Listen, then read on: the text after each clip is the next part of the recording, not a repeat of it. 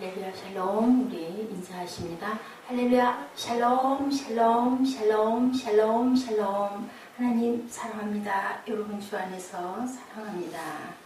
이제 실제적인 신앙 이스라엘 마지막 장 10장입니다. 이스라엘 백성에게 필요했던 결단이었어요. 이방 사람들과 결혼을 해서 근데 참 많이 아프고 많이 힘들었을 것 같아요. 그렇게 해서 그 이방 여인들과 아이들을 어떻게 했을지 저는 참 마음이 많이 아픕니다. 우리 하나님과 언약을 세우고 10장 3절이죠. 율법을 지키기로 언약을 하였다는 거죠. 그것은 뭐예요? 요시아의 종교개혁 때도 그랬습니다. 왕하 23장 3절에 왕이 담에 있어서 야훼의 언약을 세우되 기록된 이 언약의 말씀을 이루게 하리라 하며 백성이 다 그 언약을 따르기로 하니라. 히스기야 성전 정화 때도 그렇게 했죠. 역대하 29장 10절에 이제 이스라엘 하나님 야훼와 더불어 언약을 세우고 맹렬한 노를 우리에게서 떠나게 할 마음이 내게 있노니 율법대로 행할 것이라. 이방 여인들과 그들의 소생에 관한 일을 율법에 기록된 대로 준행하겠다는 거죠. 신명기 7장 1절에서 4절입니다. 내 하나님 야훼께서 그들을 내게 넘겨 내게 치게 하시니 그때 너는 그들을 진멸할 것이다. 그들과 어떤 언약도 하지 말 것이요 그들을 불쌍히 여기지도 말 것이며 그들과 혼인하지도 말지니 내 딸을 그들의 아들에게 주지 말 것이요 그들의 딸도 내 며느리를 삼지 말 것은 그가 내 아들을 유혹하여 그가 야훼를 떠나고 다른 신들을 섬기게 하므로 야훼께서 너에게 진노하사 갑자기 너희를 멸하실 것이니라. 가정을 이루고 잘 아이들을 낳고 잘 살으라고 했는데 이방 사람과 섞이는 부분은 이렇게 아주 엄하게 징계를 하시는 그 부분입니다. 이방 여자를 아내로 삼아 이스라엘의 죄를 더하게 하였다. 10장 10절에 죄를 자복한다. 11절이죠. 이방 여인을 취한 죄를 인정하고 회개한다는 뜻으로 자복한다는 것은 회개한다라는 그 뜻인데 어떻게 됐을까요? 사도행전 19장 18절 믿은 사람들이 많이 와서 자복하여 행한 일을 알리며 야훼께서 말씀하시되 오라 우리가 서로 변론하자 너희 죄가 주홍 같을지라도 양털같이 희게 되리라. 요한일서 1장 9절 만일 우리가 우리 죄를 자백하면 우리를 모든 불의에서 깨끗하게 하실 것이요. 그런데 이 많은 여인과 아이들은 과연 어떻게 되었을까? 그 아빠하고 엄마였을 건데 이게 하나님의 선이 이렇다라는 거죠. 죽여라 하면 죽여야 되는 것인 것처럼 그건 잘못된 부분이니까 돌이켜라인 겁니다. 나의 믿음이 과연 종교인지 신앙인지 우리가 오늘은 온전한 실제적인 신앙입니다. 형식적으로 부분적이라면 신앙은 실제적이고 전체적인 성격을 가졌다라고 형식적이었다고 할 수 있다는 거죠. 많은 사람들에게 믿음은 여전히 종교적 수준에 머물러 있고 막연하고 부분적이다. 생각과 실제가 다릅니다. 우리의 믿음은 신앙이어야 한다. 가장 중요하며 실제적이어서 나의 삶의 전 부분에 영향을 미치면서 살아야 그것이 바로 신앙이지. 그렇지 않으면 종교적이고 율법적이다. 율법으로 그냥 지킬 뿐이지 하나님의 말씀으로 우리의 삶에 적용을 못하는 것은 실제적인 신앙이 아니고 종교적이다라는 것입니다. 믿음의 종교에 머물러 있는 사람을 신앙의 자리로 이렇게 초대합니다. 에스라의 마지막 장 10장에는 에스라가 이스라엘을 실제적 신앙으로 개혁하는 내용, 히스기야 왕과 요시아 왕이 그랬죠. 이제 또 내적인 신앙으로 성전을 세우는 모습입니다. 신앙은 생각이나 말로 갖는 것이 아니라 현실적이고 실제적이어야 된다. 우리의 삶이 예배가 되어야 된다는 말씀과 같죠. 우리의 신앙도 추상적이고 불신앙적인 신앙에서 벗어나고 실제적인 신앙이 되기를 소망하며 주님의 말씀으로 우리가 또한 하루를 결단합니다. 이스라엘 백성에게 필요했던 결단이었습니다. 이스라엘 백성들의 삶이 말씀에서 벗어나 있다는 것을 알게 된 에스라는 영혼의 아픔을 느끼며 하나님 앞에 꿇어 엎드렸습니다. 그런 사람들 나라를 위해서 정말 깊이 통회하는 우리 사실 나라를 위해서 기도할 때 그냥 무슨 나라까지 위하면서 기도할 일이냐라는 마음이 들기도 하죠.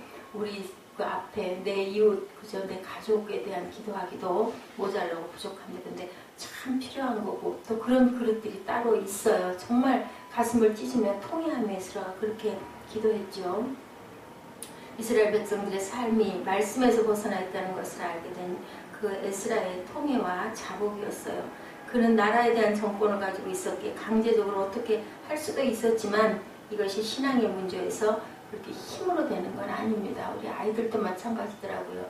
아이들이 스스로 깨닫고 마음을 돌이키려고 해야지 그렇게 하지 않으면은 엄마하고 아들은 항상 숨바꼭질을 할 수밖에 없어요. 중요한 건 본인의 결단이 중요하죠. 무슨 일이든지 그렇습니다. 억지로 해가지고는 오래 갈 수가 없어요. 그러니 어쩔 수 없이 끊임없이 반복을 하면서 다 이룰 수밖에 없어요. 그래서 그는 하나님 앞에 나와 더욱더 울며 기도하죠. 에스라가 하나님의 성전 앞에 엎드려 울며 기도하여 죄를 자복할 때 앉은 백성이, 많은 백성이 크게 통곡하며 이스라엘 중에서 백성의 남녀와 어린아이 큰 무리가 그 앞에 모인지라. 에스라가 울며 기도하자 백성들이 이제 동참하기 시작을 합니다. 이는 당신이 주장할 일이니 4절이죠. 위로합니다. 일어나소서 우리가 도우리니 힘써 행하소서 우리가 잘못했습니다.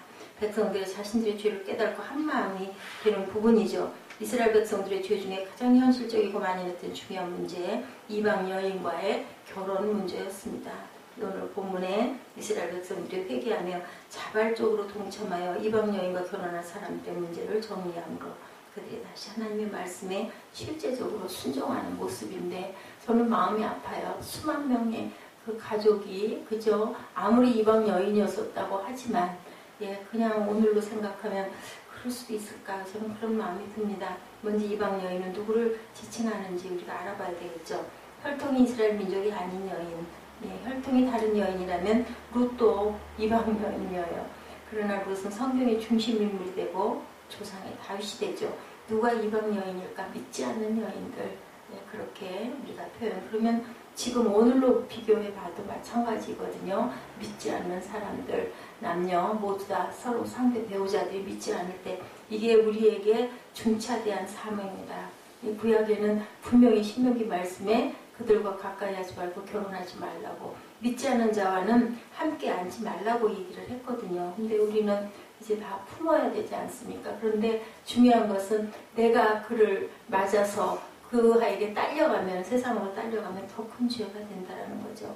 이 당시 혈통적 이스라엘 사람은 모두 겉으로나마 신앙을 가졌는데 그렇지 않은 사람들, 이방 여인한 혈통이 다른 이방 민족이면서 여전히 하나님을 믿는 믿음을 가지지 않은 채 몸만 이스라엘에 들어온 여인을 말하는데, 또 기회를 줬었으면 어땠을까 저는 그렇게 마음이 듭니다. 이게 구약이기 때문에 그렇죠.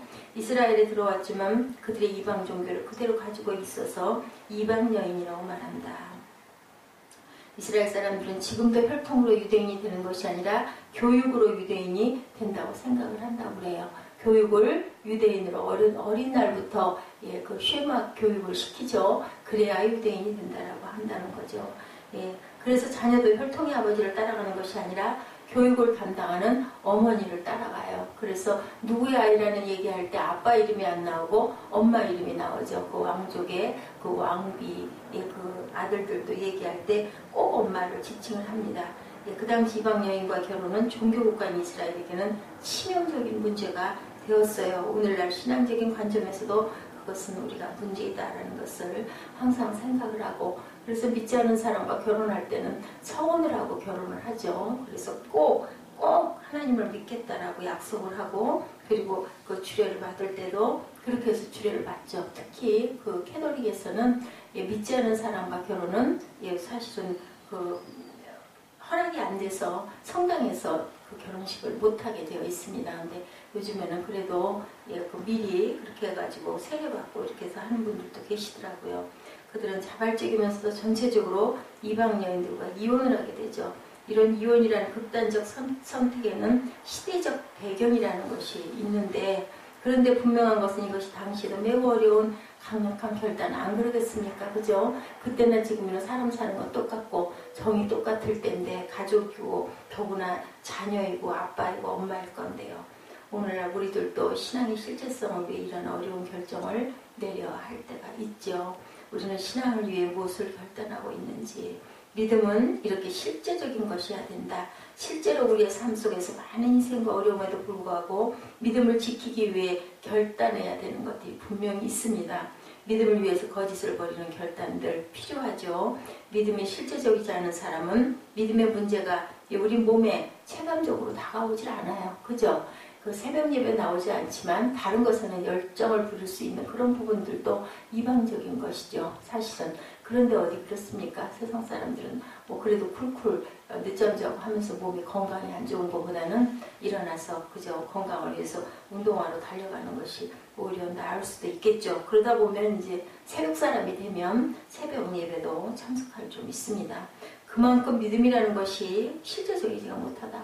믿음의 눈으로 바라볼 때 뭐가 더 시급해요? 영이 살아나는 부분, 하나님께 먼저 예배드리는 부분이 더 급한데 세상에서 사는 사람들은 그게 실제적으로 눈에 다가오지 않고 건강으로 아이고 내가 이렇게 하다가는 건강을 잃으니 내가 이걸 해봐야지 하는 마음이 더 크게 온다라는 거죠.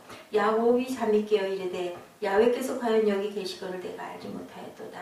창세기 28장 16절입니다. 우리 교회가 쓸 때 창세기 28장 17절에 기름을 붓고 단을 세우는 그 부분에 감동을 하나님이 주셨어요. 이제 야곱이 누구 찾아서 삼촌 찾아서 가려고 하면서 시대에 빠져가지고 약복강가에서 돌베개 뱉고 누워서 자다가 꿈을 꾸죠. 사닥다리 위에 천사가 오르락내리락 하는 그 꼭대기에 하나님을 만나는 그 꿈을 꾸죠. 나중에 또 돌아오면서도 그곳에서 다시 하나님을 뵙는 꿈. 그래서 거기가 베델이 되죠.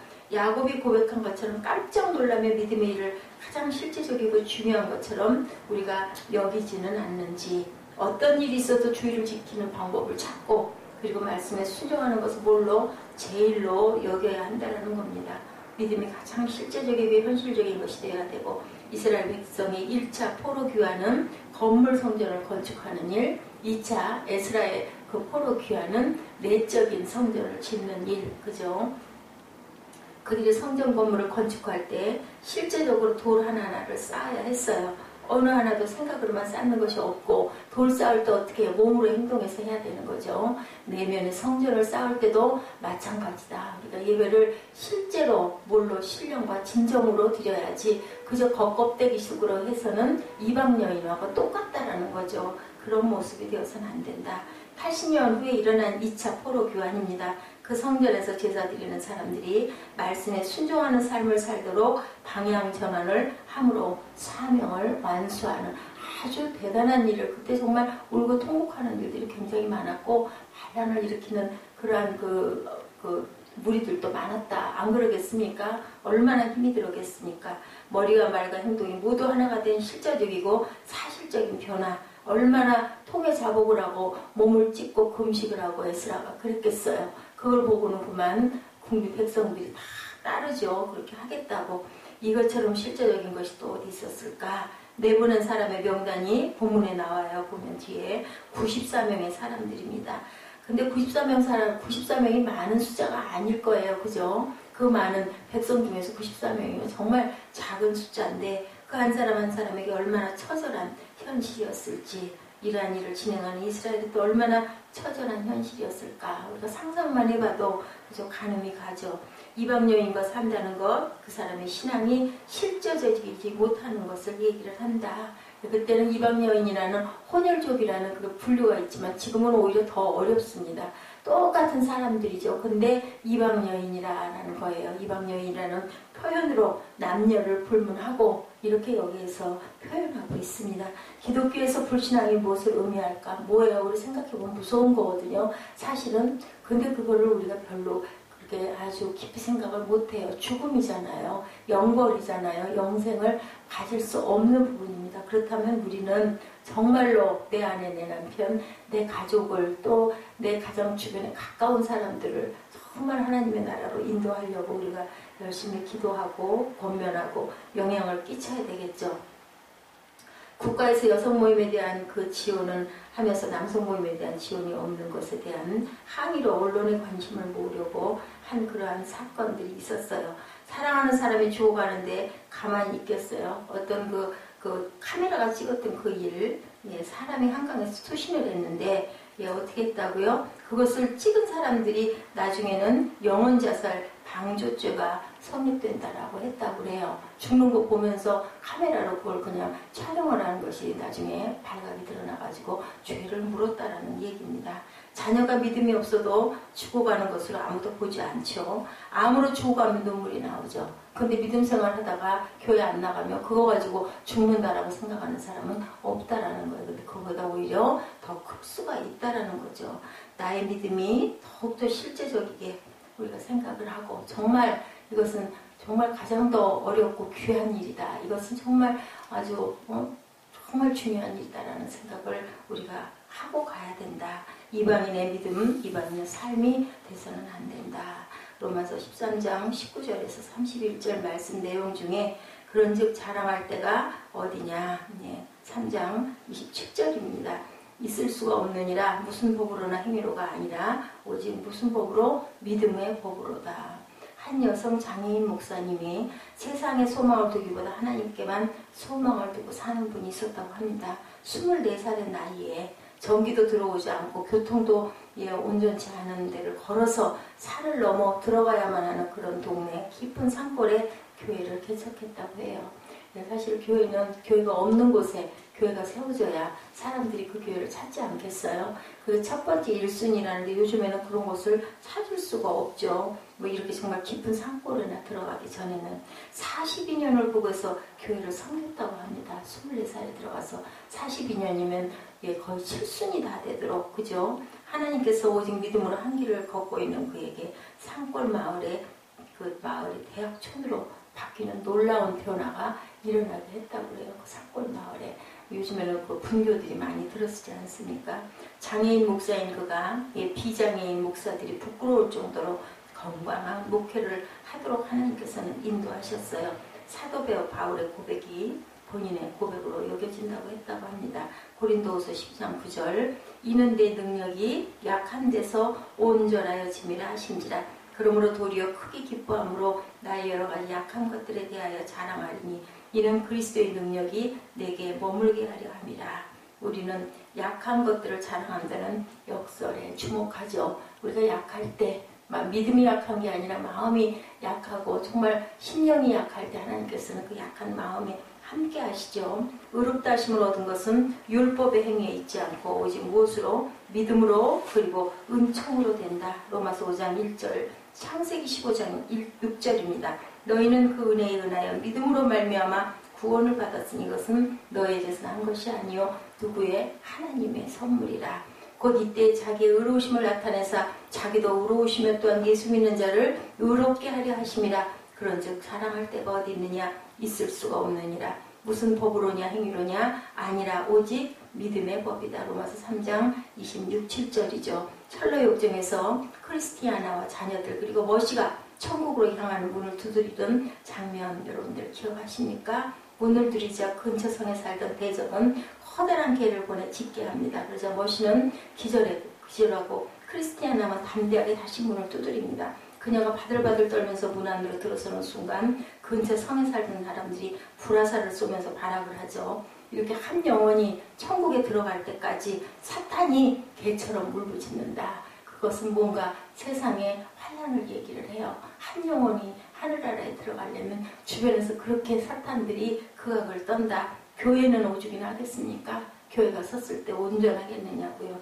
누군가는요, 지금껏 살아온 날들을 돌아보았지만 제대로 살았다고 할 만한 이유를 찾지 못했다라고 말할지 모르지만 추운 겨울날 여러 겹 입었는데도 왜 이렇게 춥지? 투덜거리며 손에 얼음을 주는 사람 여러분들 본 적 있냐는 거죠. 우리가 추우면 어떻게 웅크리고 따뜻한 데로 가죠. 그는 따뜻해지는 방법을 잘못 알고 있는 거죠. 얼음을 준다는 것은 우리가 할 일, 우리의 감정, 행동, 의지를 내려놓고 주님께 나아가는 것.